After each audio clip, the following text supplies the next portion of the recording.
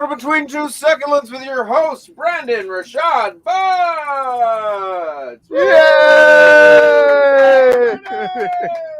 Thank you, Joe. Welcome, everyone.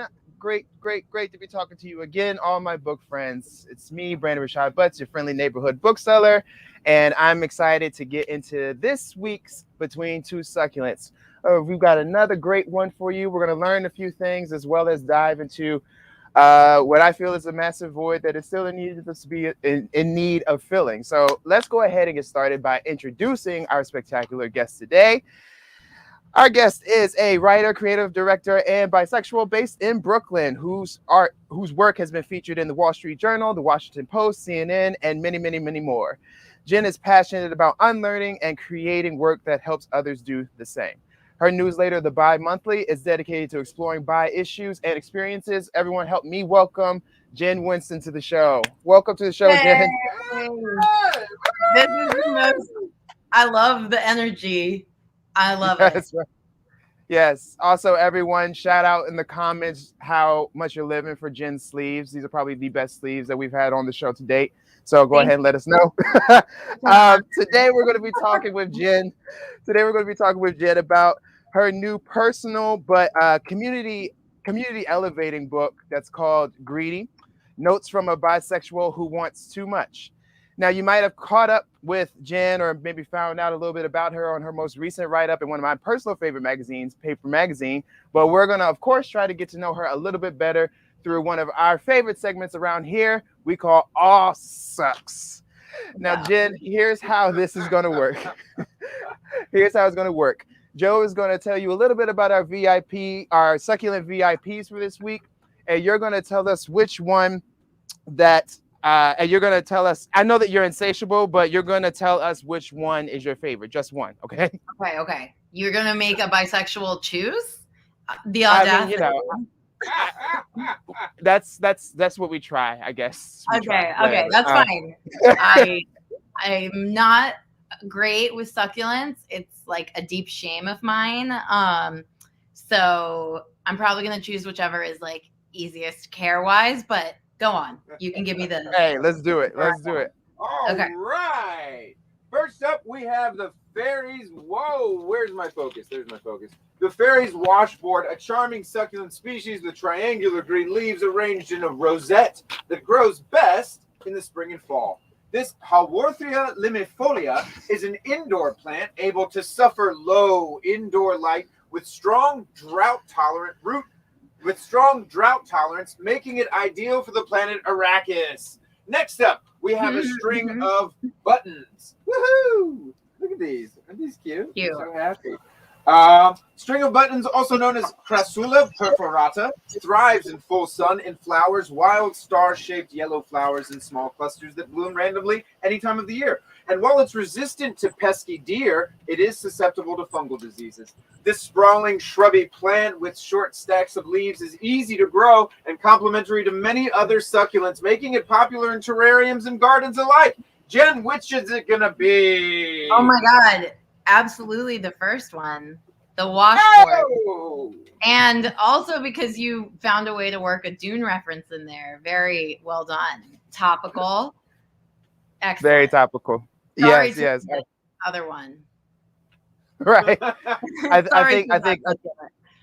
think they'll make it. I think that the string of buttons will be all right. Yeah. Okay. Good. I was like, Great. I could barely even pay attention during that one's rundown. I was into the other one. Okay. And so we do choose. Okay, you know what? Let's get into this. We do. 80 just to really get into it. 80% of bisexual women are in monogamous relationships. So that just substantiates your point. I'd be curious what percent of bisexual people have chosen one succulent in a scenario like this. But that's interesting.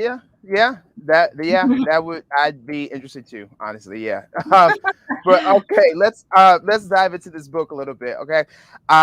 So as a fellow member of the bisexual community, we when we are discussing the community itself. You know, I personally am a witness to the massive void in inclusion of the bisexual community. And, you know, you take a very personal approach to help fill this void. So my first question is, how did you decide the best way to actually format this book? Yeah, I mean, I wrote this book really because after I announced that I was bisexual on my Instagram, which is like, I guess how you come out these days, or how some people come out. I got so many messages from people who were like feeling the same void and who just wanted to hear more about being bisexual, and they were like, I'm bi too. And like, I didn't expect to have such a massive like outpouring of other bisexuals. Like, I don't think prior to that I probably had talked to like 3 people who identified as bisexual like in my life. And so then as I started learning more about bisexuality, I learned that it actually challenges binaries as an idea and as a political identity. It challenges binaries in a way that I really relate to. And so then I was like, oh, this could like be a lens to talk about everything that I care about. So yeah, I wrote the book for people like you who are also feeling the lack, but I mean, it's definitely my own experiences, and I don't want it to seem like it represents all the bi community, because obviously it like doesn't. I'm like a white, non-disabled, cisgender person from like I have many privileges. I do not speak on behalf of like all of the bi community by any means, but I'm so glad that some of those experiences are like resonate, because it helps me feel like I'm less alone too, to hear that my book is resonating with people. So it's really nice to hear that. Yeah, that's that. I mean, you know, and just, you know, for everyone out there wondering, you know, Jen is being just as transparent, is just as transparent in her book as she is right now about her privileges and background and other identities aside from bisexuality. And but that's still, it still created a great experience that I think everyone um, could learn something from. And I think that that's the great thing about where we are now, because we're blessed to be in a time where there's a bit more acceptance and inclusion for the LGBTQ plus community as a whole. But honestly, there still seems to be a standard that has to be met on either end of the sexuality spectrum, which is, I love that you said that it's essentially the bisexual nature is to sort of challenge the binary there, even though we still have to live in this sort of binary normative world, right? Um, but you know, most know or can assume what it means to be straight enough, given all that. So my question to you now is, as a bi person who went through the process of trying to find our identity, announcing their identity, so on, what would you say it means to be or not be queer enough in this world and during this time? I mean, I would say that it's all in your head, but it's something that is like really in. Wow, it's really cool to see these quotes about my book on the screen. Oh my god! Spoiler alert! Right. Bring the sleeves back in. But yeah, I think that like I have a whole part of my book that's called "I Want to Be Queer Enough," because for a long time I thought that it was something I could like achieve, and like once I was finally, you know, X level of good with like a strap on or something. Sorry, I don't know if I'm allowed to go there, but then You're good. You're good. Okay, great. Then I would finally like be queer enough, and I would finally be like a legitimate queer person. But that's really just like, I mean, in my case, it was a lot of internal gatekeeping. Like in my head, I was like, I don't belong in this community. But it really kept me from being myself out loud. So I would say that there's no such thing as being queer enough. It's a made up idea. If you think you're bisexual, you might be bisexual. It's like not something that crosses the minds of everyone. And if it crosses your mind, that's a pretty good indicator that there's something to unpack. So yeah. I would also say something else that kept me from thinking I was queer enough was this idea that everyone is bisexual. A lot of people say that, and it's like a common belief. Right. But ultimately, what it does is it makes bisexual people think that we're not unique in any way, and that our stories don't need to be told. So I hope that this book paves the way for a lot of other stories from the bi community. I absolutely. Again, I was grateful to run across this, and it was inspiring as well as aspiring. And in order to keep the interview moving on, I'm going to go ahead and say that Jen has proven to be a comedic, social, and vulnerable unicorn. So I feel like Jen is going to be the best person to take on our next segment that we like to call the lightning round. Lightning Boom, boom, sound! boom, boom, boom. Lightning sound! So Jen, here's how this one's going to work. Right, exactly. Here's how this round's going to work. I'm going to ask you 3 questions, aim to be rapid fire type of questions, and you just give me whatever answers pop off at you first, okay? Okay. Then for everyone out there watching on our StreamYard or on our YouTube or whatever, please drop all of your answers in the comment section. If you respond to all 3 questions, then you will be entered to win the prize of all prizes, a copy of Jen Winston's book, Greedy, Yay. Notes from a Bisexual Who Wants Too Much. All right, Jen, are you ready to play? Yes, I am. Learning Wow, the way. you did it better than me. I went to the wrong side. Like, I did it too. I did it. You didn't see? Okay. Oh, okay. So we're on the same. Great. We couldn't pick. That's how it goes. All right, got it. All right, question number 1. All right, you mentioned some great music in the book, honestly, but my question for you is, what are just 2 songs on your I'm Here, I'm Queer, Get Used to It playlist? Oh my God, that means a lot to me that you said that, because I put a lot of thought into what songs I mentioned, because I wanted them to be like reflective of where I was at that time, but I also wanted to like seem like I had good taste. Good taste, right? You do. Check. Thanks. I try really hard. But I guess I'll pull some from the book. This is embarrassing, but I reference like The Killer's Hot Fuzz, because that was a really formative album for me in high school. But upon like re-listens, I found out that it's like that album is way more queer than I thought.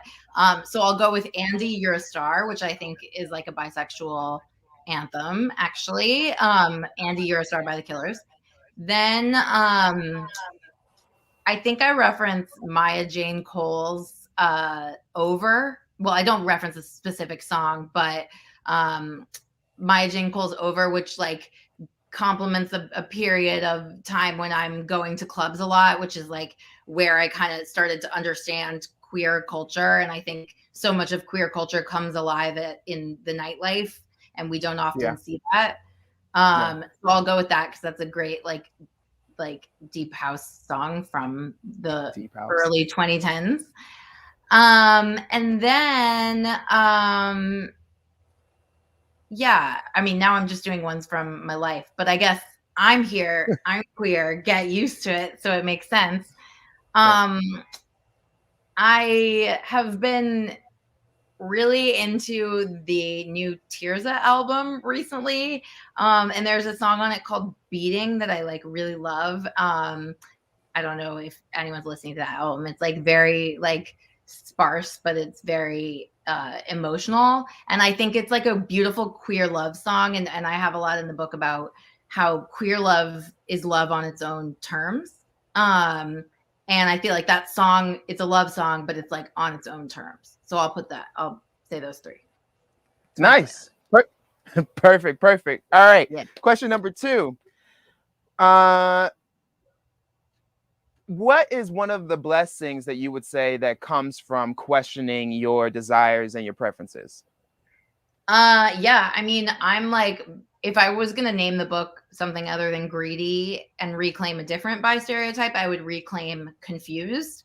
Because through writing it and through studying like bisexual activism and bi theory, I've realized that like being confused is actually quite a blessing. And the bisexual theorist Shiri Eisner calls it a destabilizing act of social change, which I love and I find super empowering. Because being a confused bisexual basically means not deciding on something just because it's presented in front of you. And I think that's the biggest blessing, is like always questioning everything, and being indecisive can be a superpower. There you go. Room. I love it. All right. Question number 3. What advice would you give to a community that feels that they are insufficiently recognized? To tell your stories and to be yourself out loud. I think like, especially for the bisexual community, anyone who comes out as bisexual is like doing like activism. Like, I know that's like a low bar, well, it's not really, but because It's not. No, it's not. It's difficult to come out as bisexual, but with like anyone who comes out as however you come out, you're doing something radical for yourself and for the world. But with bisexuality specifically, you are like providing so much needed like three-dimensionalizing to bisexuality, because so often it's thought of as like a behavior rather than an identity. And you're proving that it is an identity, and it aligns with who you are. So yeah. Great. I love it. And with that, Jen, you are our lightning round winner. Yes, Jen! Woo! Hey. I win. And we've got a lucky StreamYard winner too. Joe, who's our winner? Brandon, if there were a Ken Jennings between Two Succulents, it would be Heather Kang. Yeah. We're so happy that Heather is going to be able to come by her neighborhood bookshop and pick up a copy of Jen Winston's Greedy, Notes from a Bisexual Who Wants Too Much. Congratulations, Heather! Woo! Heather, we'll see you soon. Thanks for always chiming in and watching with us and all your support. All righty. So, Hey, Jen. Heather. Yeah, right. Jen, so before I let you go, you know, you're just getting off the great success of your release of your book. I've seen you do a few book signings. Are you taking a break? Are we drinking some wine, going to the beach, or are we jumping right into the next book? What's next for you? I would love to go to the beach. It is getting cold now. I should change that up. I mean, anything sounds good. I want to be able to take a break, but I also feel like I need to have already written my second book, and I guess that is like how it goes. But yeah, I started a novel that is, by started, I mean I wrote a paragraph. So I'm patting myself on the back. You started. I started it. It's about like a group of queer vigilantes, I guess you could say. So ooh. Yeah. Who knows? Intrigued. My agent was like, what? But hopefully she was like, that sounds cool, but also I'm surprised that that's your next book. And I'm like, yeah, I just want to do something super fun. So hopefully for you. Okay, got you. Yeah, that sounds awesome. Yeah, she's right. I was like, oh, okay, cool. Queer vigilante. Yeah, no, I mean, she was into it. Yeah. Okay. Yeah. She was just like, this is what Jen is gonna write next. Like, yeah. She was like, wait, which client am I talking to again? So nice. Yeah. Cool. Do you want to take this opportunity to shout out any causes or organizations that you support? Yeah, I want to say that today I believe it's today is Intersex Awareness Day. And it's like so important to support the intersex community and to end intersex surgery. It's the fight for intersex justice has a history of being entwined with the fight for bisexual visibility and liberation. So it's really important to support the intersex community today and every day. Yeah, every day. There you go. Everyone, Jen Winston fills the void of the bisexual narrative with her debut work, Greedy, Notes from a Bisexual Who Wants Too Much, and it is available right here, right now at Charm City Books. Jen, it's been awesome chatting with you. It was even greater reading your book. Thank you so much for both experiences.